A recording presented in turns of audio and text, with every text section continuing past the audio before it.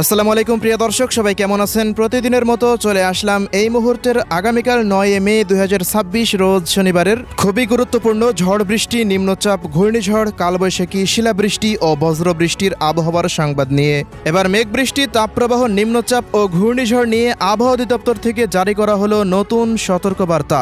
আগামী 15 থেকে 20 মে এর মধ্যে বঙ্গোপসাগরের বুকে তৈরি হতে পারে নতুন নিম্নচাপ। নিম্নচাপ থেকেই সৃষ্টি হতে পারে বছরের প্রথম নতুন বিধ্বংসী ঘূর্ণিঝড় অর্ণব। ধেয়ে আসতে পারে বাংলাদেশ ও পশ্চিমবঙ্গের জেলাগুলির ওপর দিয়ে, এমনই সতর্কবার্তা দিচ্ছেন আবহাওয়াবিদেরা। অন্যদিকে কেটে গেছে মেঘ বৃষ্টির প্রভাব। আজ থেকে আগামী 10 দিন আবহাওয়া থাকবে পরিষ্কার। আজ থেকে পরবর্তী 10 দিন দেশের বিভিন্ন অঞ্চলে আবারও মৃদু থেকে মাঝারি ধরনের তাপপ্রবাহের আশঙ্কা। অন্যদিকে আর কিছুক্ষণের মধ্যেই পশ্চিমবঙ্গের দিক থেকে তৈরি হতে পারে শক্তিশালী বজ্রবৃষ্টির মেঘমালা। আজ রাতেও দেশের 8 বিভাগের বিভিন্ন অঞ্চলে তীব্র কালবৈশাখী ঝড়ের আশঙ্কা, এমনই পূর্বাভাস পাওয়া যাচ্ছে ইউরোপিয়ান এবং আমেরিকান রাডারগুলো থেকে। তো প্রিয় দর্শক, আজ থেকে পরবর্তী এক সপ্তাহ দুই বাংলার আবহাওয়া পরিস্থিতি কেমন থাকতে পারে, জেলাভিত্তিক আবহাওয়ার রিপোর্ট থাকছে আজকের এই ভিডিওটিতে। কে কোন জেলা থেকে দেখছেন কমেন্ট করে জানিয়ে দিন। প্রতিনিয়ত সঠিক আবহাওয়ার তথ্য পেতে আমাদের ইউটিউব চ্যানেলটিকে সাবস্ক্রাইব করে রাখুন।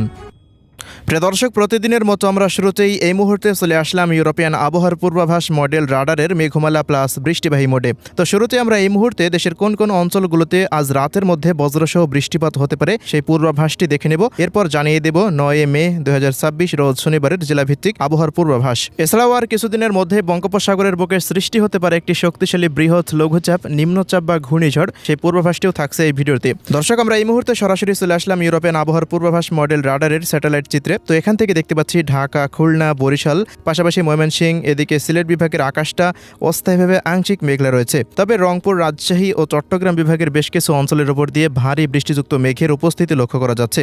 এই মুহূর্তে আবারও ভারতের পশ্চিম অঞ্চলের দিকে দেখা যাচ্ছে শক্তিশালী একটি মেঘমালা শেল তৈরি হতে পারে, যেটি পরবর্তী সময়ে রাতের মধ্যে বেশ কিছু অঞ্চলে পশ্চিমাঞ্চলের জেলাগুলিতে বৃষ্টিপাত ঘটাতে পারে। এছাড়া এই মুহূর্তে সামুদ্রিক আবহাওয়াতেও পরিবর্তন লক্ষ্য করা যাচ্ছে। বঙ্গোপসাগরের বুকে আবারও সৃষ্টি হতে শুরু করে দিয়েছে গভীর সঞ্চলনশীল মেঘমালা। গেল কয়েকদিন মেঘমালা সৃষ্টি হওয়া বন্ধ থাকলেও আবারও আজকে থেকে ভারী বৃষ্টিযুক্ত মেঘমালা তৈরি হতে শুরু করে দিয়েছে। ইতিমধ্যে বঙ্গোপসাগর উত্তাল অবস্থায় রয়েছে এবং এই মুহূর্তে সেই মেঘমালায় দেখা যাচ্ছে চট্টগ্রাম বিভাগের ওপর দিয়ে দেশের মধ্যে প্রবেশ করছে। আগামী কয়েকদিনের মধ্যেই বঙ্গোপসাগরের বুকে সৃষ্টি হতে পারে একটি শক্তিশালী বৃহৎ লঘুচাপ, এমনই আপডেট উঠে আসছে রাডার থেকে। লঘুচাপ সৃষ্টি হওয়ার পর সেখান থেকে নিম্নচাপ বা ঘূর্ণিঝড় তৈরি হবে কিনা সেই পরিস্থিতির দিকে আমরা নজর রাখছি। নতুন কোনো আপডেট উঠে আসলে আপনাদেরকে জানিয়ে দেব পরবর্তী ভিডিওর মাধ্যমে ইনশাল্লাহ। তো দর্শক, আমরা আবারও ফিরে আসলাম মেঘমালা প্লাস বৃষ্টিবাহী মোডে। তো এখান থেকে দেখতে পাচ্ছি আজ বিকেলের পর ভারতের দেওঘর, ধানবাদ এবং রাঞ্চি অঞ্চলের উপরে শক্তিশালী বজ্রবৃষ্টির শেল তৈরি হতে পারে, যেটি পরবর্তী সময়ে দেখা যাচ্ছে জমশেদপুর, পুরুলিয়া, বাঁকুড়া, দুর্গাপুর, এদিকে দেখা যাচ্ছে বীরভূম, মুর্শিদাবাদ, এই সমস্ত অঞ্চলগুলোর উপর দিয়ে বিস্তার লাভ করতে পারে। সেটি পরবর্তী সময়ে আরও শক্তিশালী হয়ে দেখা যাচ্ছে কলকাতা, উত্তর ও দক্ষিণ 24 পরগনা, পূর্ব ও পশ্চিম মেদিনীপুর, ঝাড়গ্রাম, পুরুলিয়া, বাঁকুড়া, হাওড়া, হুগলি, বর্ধমান, শান্তিনগর, এদিকে কাটোয়া, শিউড়ি, নলহাটি, মালদা, উত্তর ও দক্ষিণ দিনাজপুর পর্যন্ত বিস্তার লাভ করতে পারে। পশ্চিমবঙ্গের প্রায় অধিকাংশ জেলাতেই বৃষ্টিপাতের আভাস রয়েছে। পাশাপাশি রাজশাহী, চাঁপাইনবাবগঞ্জ, পাবনা, এই সমস্ত অঞ্চলগুলোরও দু এক স্থানে বৃষ্টিপাত হতে পারে। এছাড়া প্রিয় দর্শক, এদিকে চট্টগ্রাম, বরিশাল, ঢাকা বিভাগের কোনো অঞ্চলে তেমন আবহাওয়া পরিবর্তন লক্ষ্য করা যাচ্ছে না রাতের মধ্যে। তবে এদিকে খুলনা বিভাগের সাতক্ষীরা, মোংলা, বাগেরহাট, যশোর, চুয়াডাঙ্গা, কুষ্টিয়া, মেহেরপুর, শৈলকুপা, এই সমস্ত অঞ্চলগুলোর ওপর দিয়ে ঝিনাইদহের আশেপাশ দিয়ে বৃষ্টিপাতের আভাস পাওয়া যাচ্ছে। এছাড়াও রাত 11টার পর হতে মধ্যরাত পর্যন্ত আবহাওয়া আবারও স্বাভাবিক অবস্থায় ফিরে আসতে পারে। কোনো অঞ্চলে তেমন কোনো বৃষ্টিপাতের পূর্বাভাস পাওয়া যাচ্ছে না। তো এ পর্যায়ে আমরা চলে আসলাম শনিবার 9 মের জেলাভিত্তিক আবহাওয়ার পূর্বাভাসে। শনিবার সকাল থেকে দেখা যাচ্ছে বিকেল পর্যন্ত দেশের 8 বিভাগের 64 জেলা, ভারতের পশ্চিমবঙ্গ, আসাম, মেঘালয় ও ত্রিপুরা রাজ্যের অধিকাংশ জেলার আকাশ প্রায় অস্থায়ীভাবে আংশিক মেঘলা থাকতে পারে। কোনো অঞ্চলেই তেমন কোনো বড়সড় পরিবর্তন লক্ষ্য করা যাচ্ছে না আবহাওয়ায়। বৃষ্টি বা বজ্রসহ বৃষ্টিপাতেরও তেমন কোনো সম্ভাবনা দেখা যাচ্ছে না। অর্থাৎ সারাদিনে আকাশটা অস্থায়ীভাবে আংশিক মেঘলা থাকতে পারে, পাশাপাশি রৌদ্রোজ্জ্বল আবহাওয়া বিরাজমান থাকতে পারে।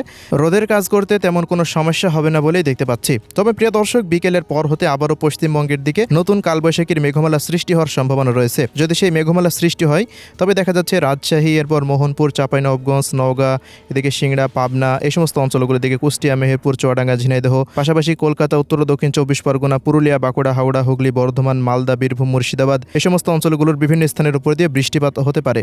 প্রিয় দর্শক, রাজশাহী ও খুলনা বিভাগের পাশাপাশি ঢাকা বিভাগেরও বেশ কিছু অঞ্চলে এই মেঘমালাটি রাতের মধ্যে বিস্তার লাভ করার সম্ভাবনা দেখতে পাচ্ছি। বিশেষ করে করে এদিকে মকসেদপুর, শরীয়তপুর, মাদারীপুর, ফরিদপুর, মানিকগঞ্জ, নগরপুর, টাঙ্গাইল, কাপাসিয়া, গাজীপুর, ঢাকা, ধামরাই এ সমস্ত অঞ্চলগুলোর ওপর দিয়ে মেঘমালাটি বিস্তার লাভ করতে পারে। দু এক অঞ্চলে আকস্মিকভাবে বৃষ্টি বা বজ্রসহ বৃষ্টিপাত হওয়ার সম্ভাবনা রয়েছে, এমনই পূর্বাভাস উঠে আসছে রাডার থেকে।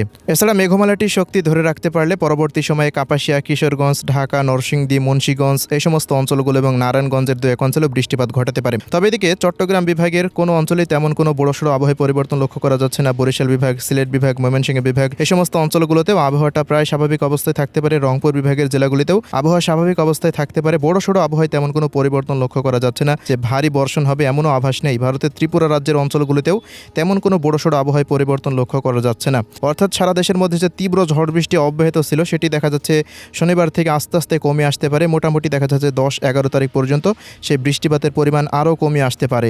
বৃষ্টিপাত কমে যাওয়ার পাশাপাশি সারা দেশ জুড়ে আবারও শুরু হতে পারে মৃদু থেকে মাঝারি ধরনের তাপপ্রবাহ। এদিকে পরবর্তী 3 দিনের আবহাওয়ার পূর্বাভাসে দেখতে পাচ্ছি যে 11 তারিখের পর হতে আবারও দু এক অঞ্চলে বিক্ষিপ্ত বৃষ্টিপাত হতে পারে। বিশেষ করে চট্টগ্রাম বিভাগের জেলাগুলিতে মাঝারি ধরনের বৃষ্টিপাতের সম্ভাবনা রয়েছে। প্রায় সবকটি জেলার উপর দিয়ে 11 তারিখের পর আবারও বিক্ষিপ্তভাবে বৃষ্টিপাত হতে পারে। বরিশাল বিভাগেরও 6টি জেলার উপর দিয়ে বিক্ষিপ্ত বৃষ্টিপাতের আশঙ্কা করা যাচ্ছে। এছাড়া দেখা যাচ্ছে খুলনা বিভাগেরও দু এক অঞ্চলে, ঢাকা বিভাগের কিছু কিছু অঞ্চলে বৃষ্টিপাত হতে পারে। ত্রিপুরা রাজ্যেরও বেশ কিছু অঞ্চলে বৃষ্টিপাতের আভাস রয়েছে 11 তারিখে। 12 তারিখে তেমন আর আবহাওয়ায় বড়সড় পরিবর্তন নেই।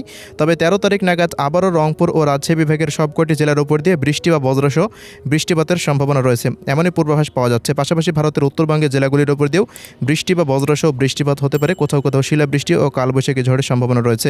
অন্যদিকে আগামী 14 তারিখের পর হতে রংপুর, রাজশাহী, ময়মনসিংহ, সিলেট, ঢাকা বিভাগের বেশ কিছু অঞ্চলের উপর দিয়ে আবারও নতুন বৃষ্টি বলয় প্রবেশ করার সম্ভাবনা রয়েছে। তো আমরা এটি নিয়ে গভীর পর্যবেক্ষণ করছি। নতুন কোনো যদি পূর্বাভাস উঠে আসে বৃষ্টি বলয়ের ব্যাপারে তো সাথে সাথে আপনাদেরকে জানিয়ে দেবো ইনশাল্লাহ। তো আজকে পর্যন্ত আবহাওয়াতে তেমন কোনো পরিবর্তন লক্ষ্য করলাম না আগামী মোটামুটি 14 তারিখ পর্যন্ত। তবে 15 তারিখের পর আবহাওয়াতে পরিবর্তন শুরু হয়ে যেতে পারে এমনই ধারণা করছেন আবহাওয়াবিদরা। এছাড়া প্রিয় দর্শক, বঙ্গোপসাগরে যে নতুন নিম্নচাপ বা ঘূর্ণিঝড় তৈরি হওয়ার সম্ভাবনা রয়েছে সেটি যদি তৈরি হয় তার প্রভাবেও দেশে আগামী 15 তারিখের পর নতুন একটি বৃষ্টি বলয় প্রবেশ করতে পারে। তো এই ছিল আজকের সংক্ষিপ্ত আবহাওয়ার রিপোর্ট। আল্লাহ হাফেজ।